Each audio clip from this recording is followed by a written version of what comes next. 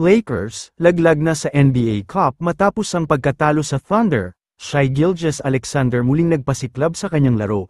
Umiskor ng 36 na puntos, kabilang ang 15 sa fourth quarter, para sa panalo ng Oklahoma City Thunder kontra Los Angeles Lakers, 101-93, sa NBA Cup nitong Biyernes ng gabi. Ito na ang ikalimang pagkakataon sa huling 6 na laro na nakapagtala si Gilgeous-Alexander ng hindi bababa sa 30 points. Nag-ambag naman si Jalen Williams ng 19 points para sa Thunder na ngayon ay may 4 na sunod na panalo.